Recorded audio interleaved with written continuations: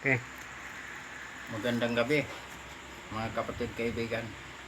Narito na naman tayo para mag-aral sa salita ng Diyos. Bago tayo mag-umpisa, may hihilingin ako sa inyo. Paki-subscribe, paki-like, paki-share sa aming munting YouTube channel, Marlon Coret YouTube channel, para mapabilis pagpalaganap ang salita ng Diyos sa buong mundo at maipakilala natin ang ating Panginoong Hesukristo na ating Panginoong Tagapagligtas. Paki-subscribe, paki-like, paki-share. Maraming salamat po. Tayo na'y manalangin. Ama naming Diyos na makapangyarihan sa lahat. Salamat po, Panginoon, sa gabi nito. Narito po kami, Ama, para mag-aral sa iyong salita. Basbasan mo po, Panginoon, ang lahat ng taga-subaybay at lahat ng taga-pakinig nitong mensahe nito, na sila'y makakilala sa iyo at ikaw ay tanggapin bilang Panginoon at tagapagligtas.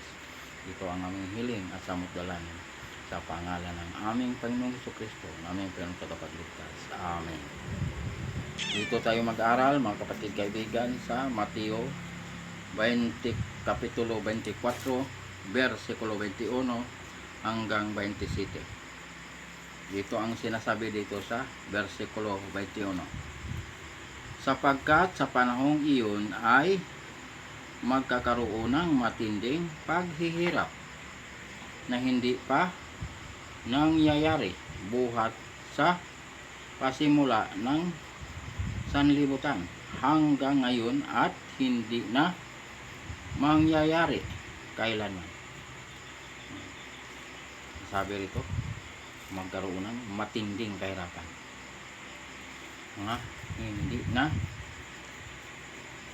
Hindi na mangyayari kahit kailan. Matinding kahirapan ito. Sinasabi rito. Buhat sa pasimula. Pag ano ng sanlibutan. Sabi dito. Matinding kahirapan na panahon magkakaroon sa matinding paghihirap buhat ng pasimula ng sanlibutan na hindi na mangyayari kailanman. Yan ang sinasabi dito. 22, ito ang sinasabi. 22. At kung hindi paikliin ang mga araw na iyon ay walang makakaligtas na laman. Subalit alang-alang sa mga hinilang ay paikliin ang mga araw na yun. Napansin ba natin, mga kapatid kaibigan, na napakabilis ang panahon na yun? Hindi natin nalalaman na ang isang linggo napakadali. Dahil sabi dito, pinapaikli ng Diyos ang panahon. Alang-alang sa kanyang mga hinirang, kanyang mga anak. Ito ang sinasabi dito. Kaya mga kapatid kaibigan, anong ibig sabihin nito? Malapit na ang pagbabalik ng ating Panginoon. Kaya nga, mga kapatid kaibigan, ihanda ang ating sarili. Dahil malapit na ang pagbabalik ng ating Panginoon. Pinapaikli niya ang panahon. Napakabilis ang panahon. Kaya, mga kapatid kaibigan, pansinin natin ito. Ihanda ang ating sarili. Dahil palapit na ang pagbabalik ng ating Panginoon. Versikulo 23. Ito ang sinasabi dito sa versikulo 23. At kung may sinumang magsabi sa inyo, masdan ninyo narito ang Kristo o nariyan siya, huwag ninyong paniwalaan. Anong ibig sabihin nito? May mga hulaan nga mga magsabi nga sila si Kristo. Uuna sila. Ang sabi rito, huwag maniwala. Dahil ililigaw niya ang mga hinirang ng Diyos. sinasabi dito, huwag maniwala. Pag may masabi, nandyan si Kristo o nandoon o nandyan sa lawa, huwag maniwala. Yan. Anong sabi rito? 24. Yung sinasabi rito sa 24. Sapagkat lilitaw ang mga bulaang Kristo at ang mga bulaang propeta at magpapakita ng mga dakilang tanda at mga kababalaghan, ano pat ililigaw kung maaari pati ang mga hinirang. Pati ililigaw pati ang mga hinirang. Yung mga mananampalataya, madadaya pa, ililigaw. Kaya nga, pinaunahan tayo ng Diyos. Huwag maniwala sa mga bulaan. May mga bulaang mga ngaral. May mga bulaang propeta. Kaya, ang sabi ng Diyos, huwag maniwala sa kanila. Dahil ililigaw nila ang marami. Kahit mga hinirang. Yan ang sinasabi dito sa versikulo 24. Ililigaw nila kahit mga hinirang, kahit nakakilala kay Kristo, kaya nila dayain. Dahil ito ang mga kaaway ng Diyos, mga bulaang propeta, mga bulaang mga ngaral. Mga kaaway ng Diyos yan. 25. Itong sinasabi dito sa 25. Tingnan ninyo, ipinagpauna ko nang sinabi sa inyo. Yung pinagpauna ng Diyos na sinabi sa atin para tayo ay hindi madaya sa kanila. Pinaunahan tayo ng Diyos para tayo ay makabantay sa mga bulaang propeta, mga bulaang mga ngaral. Yan. May mga bulaang mga ngaral, may mga bulaang propeta nga ililigaw ang kahit mga hinirang ng Diyos. Yan. Pinauna ng Diyos yan para tayo makapaghanda. Hindi tayo kaya iligaw. Kay Kristo tayo manalig. Pag kay Kristo tayo manalig, tanggapin si Kristo bilang Panginoon at tagapagligtas, di tayo maligaw. Bakit? Si Kristo ay Diyos nga nagkatawang tao. Siya ay tunay na Diyos at buhay na walang hanggan. Ayan, mga kapatid kaibigan. Kay Kristo tayo. Panghawakan natin nga si Kristo lamang ang tagapagligtas, wala nang iba. Hindi tayo kaya iligaw. Basta si Kristo. Manalig tayo kay Kristo. Wag, hindi tayo madadaya kanino man.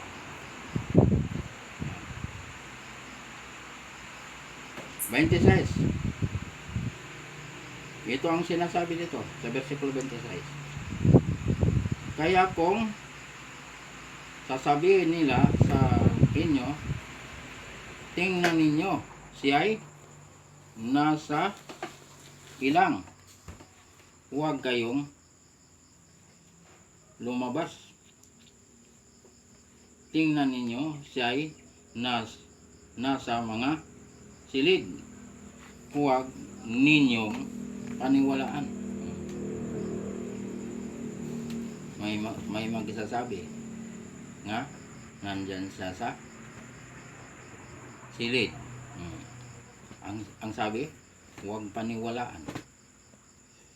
Tayo maniwala, mga kapatid kaibigan. Dahil ayan ang mga bulaan nga ililigaw nila ang marami. Kahit na ang mga hinirang ng Diyos, ililigaw nila. Pinauna na ng Diyos ang kanyang salita para tayo ay hindi madaya. Kasi yan ang mga mandaraya, mga sinungaling. Ayan, ililigaw nila ang mga tao para mapahamak. Pag naligaw ka, siyempre mapapahamak ka na. Dahil naligaw ka eh. Hindi na mo alam kung saan ka patutungo. Pero pag kay Kristo ka lumapit, manalig ka kay Kristo, hindi ka maliligaw. Dahil si Kristo ay Panginoon at tagapagligtas. Ayan. Yan mga kapatid, kaibigan niya, ito katotohanan. Kay Kristo tayo. Lumapit tayo kay Kristo. Yan. Last verse, 27. Itong sinasabi rito sa versikulo 27. Sapagkat gaya ng kidlat na nanggagaling sa silangan at nagliliwanag hanggang sa kanluran. Gayon din naman ang pagdating ng anak ng tao. Parang kidlat pag dumating ang ating Panginoon nga nagliliwanag.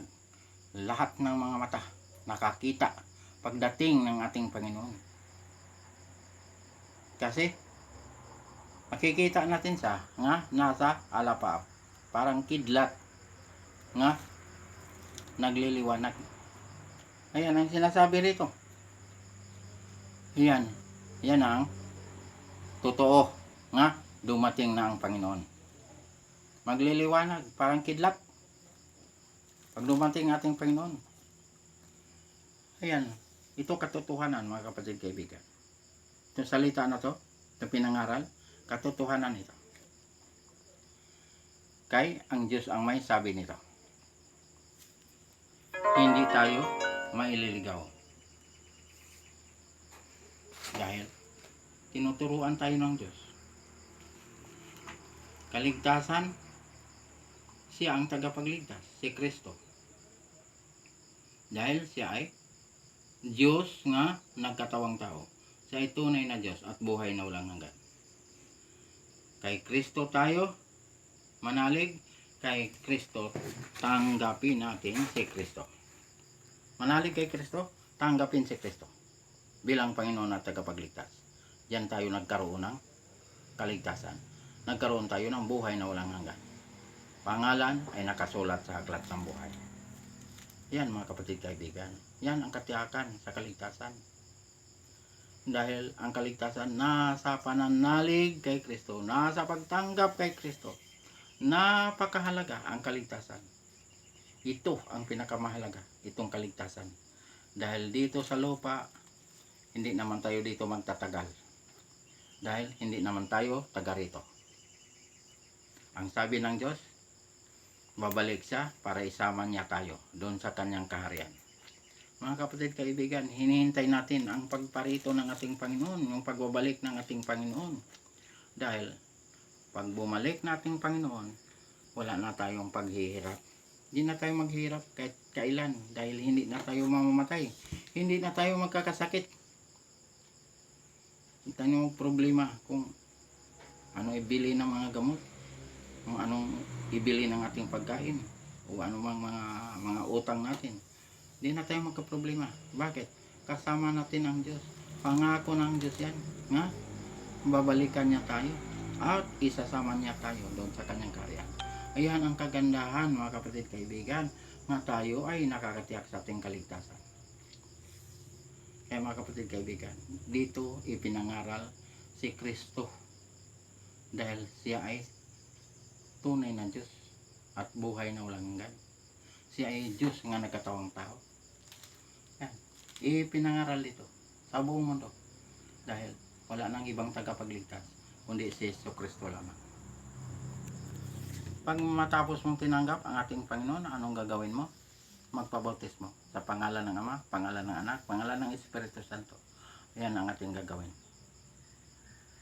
Nga tayo ay bautismado. Dahil ang bautismo ay mahalaga. Dahil paglubog mo sa tubig, namatay ka kasama ni Kristo. Pag ahon mo, nabuhay ka kasama ni Kristo. Yan ang kahalagahan ng bautismo. Ikaw ay nakatawid na sa kamatayan tungo sa buhay na walang hanggan. buhay ka pa, nakatawid ka na sa kamatayan. Dahil namatay ka na kasama ni Kristo. Ikaw ay bagong nilalang na. Wala nang dating pagkatao. Ikaw ay bago na. Yan ang kahalaga ng bautismo. Tapos ikaw ay nagiging born again. Ipinanganak ka muli sa Espiritu. Yan mga kapatid kaibigan, ang kahalagahan ng bautismo. Pagkatapos mong nabautismohan, sundin ang utos ng Diyos. Huwag lapastanganin ang utos ng Diyos. Huwag itakwil ang utos ng Diyos. Huwag burahin ang utos ng Diyos. Kaya ang sabi ng Diyos sa Juan 14, versikulo 15, kung iniibig ninyo ako, tutuparin ninyo ang aking mga utos. Yan ang sabi ng Diyos. Pagmahal natin ang Diyos, tutuparin natin ang kanyang mga utos. Huwag natin lapastanganin ang utos ng Diyos. Huwag natin burahin. Huwag natin itakwil. Dahil ang sabi ng Diyos sa unang Juan, kapitulo 2, versikulo 3 hanggang 4, nakakatiyak tayo, nakikilala natin ang Diyos kung sinusunod natin ang kanyang mga utos. Yan ang sabi sa versikulo 3, versikulo 4. Ang nagsasabing nakikilala ko siya, ngunit sumusuway naman sa kanyang mga utos ay sinungaling at wala sa kanyang katotohanan. Yan ang sinasabi ng Diyos. Para hindi tayo magiging sinungaling, sundin natin ang utos ng Diyos. Dahil ang Diyos ay higit nga nakakaalam. Alam ng Diyos ang ating isip. Alam ng Diyos ang ating laman ng ating puso. Alam ng Diyos yan. Walang maitago sa Kanya. Kahit buhok natin bilang ng Diyos. Kaya naglagay ang Diyos ng palatandaan sa Kanyang mga hinirang, mga anak. Ayan. Ano ang ginawa ng Diyos na palatandaan? Ang ikapitong araw, yung Sabat. Yan ang ginawa ng Diyos na palatandaan. Ang sabi ng Diyos, kilala ninyo ako, kilala ko kayo. Dahil ang Diyos ay naglagay ng palatandaan. Ang Sabat ay banal na araw. Binasbasan. Pinagpala, ibinukod para sa Diyos. Bakit ang pahinga ang Diyos? Napagod ang Diyos? Hindi napapagod ang Diyos. Dahil ang Diyos ay makapangyarihan. Sinabi ng Diyos nga siya ay nagpahinga dahil tayong mga anak niya para tayo ay sumunod. Para tayo ay makapasok sa kapahingahan ng Diyos. Yan ang ibig sabihin yan. Ha? Siya ay nagpahinga para sambahin natin ang Diyos sa araw ng Sabat. Kaya sa bagong langit, bagong lupa, ang samba roon ay Sabat. Sabat ang samba roon, mga kapatid kaibigan. Mababasa natin yan sa Isaiah 66, versikulo 22 hanggang 23. Mababasa mo sa versikulo 22, ang bagong langit, bagong lupa. Mababasa mo yan. Mababasa mo rin sa versikulo 23, ang araw ng pamamahinga. Kabasa ka ng araw ng pamamahinga, Sabat yan. Pero dito sa hawak kong Biblia, ang nakasulat dito ay Sabat. Lahat ng bansa pupunta ron para sumamba sa Diyos. Mukhaan, harapan, makikita natin ang Diyos, ating sinasamba. Sambahin natin ang Diyos sa araw ng Sabat. Sambahin natin ang Diyos sa Espiritu at sa katotohanan. Ayan, ito, mga kapatid kaibigan, ito katotohanan. Nga may samba pala sa bagong langit, bagong lupa. Wala na itong langit na ito, wala na itong lupa na ito, dahil bago na, binago na ng Diyos. Pati tayo binago na. Pero, magpapatuloy tayo roon sa pagsamba ng ating Panginoon. Araw ng Sabat, ang samba roon. Ay mga kapatid kaibigan, tinuturuan tayo ng Diyos kumplito. Kaligtasan si Kristo ang tagapagligtas. Kautusan, tinuturuan tayo. Bautismo, tinuturuan tayo. Araw na gusto ng Diyos na siya sambahin, tinuturuan tayo. Ang ikapitong araw, Sabat. Yan. Yan ang katotohanan mga kapatid kaibigan. Wala itong halo nga kasinungalingan. Ipinakilala ko dito sa buong mundo nga si Jesucristo ay tunay na Diyos at buhay na walang hanggan. Siya ay Diyos na nagkatawang tao. Yan. Yan mga kapatid kaibigan. Katotohanan. Diyan tayo nagkaroon ng kaligtasan. Hanggang dito na lang tayo mga kapatid kaibigan. Paki-subscribe, paki-like, paki-share sa aming munting YouTube channel, Marlon Coret YouTube channel. para mapabilis pagpalaganap ang salita ng Diyos sa buong mundo at maipakilala natin ang ating Panginoong Hesukristo na ating Panginoong Tagapagligtas. Paki-subscribe, paki-like, paki-share. Maraming salamat po. Tayo na manalangin. Ama naming Diyos na makapangyarihan sa lahat. Salamat po, Panginoon, sa mga salita mo naming pag-aralan ngayong gabing ito. Bas-basan mo po, Panginoon, ang lahat ng taga-subaybay at ang tagapaginig nitong mensahe na ito at sila ay makakilala sa iyo at ikaw ay tanggapin bilang Panginoon at tagapagligtas. Ito ang aming hiling at samot dalangin sa pangalan ng aming Panginoong Hesukristo, naming Panginoong tagapagligtas. Amen.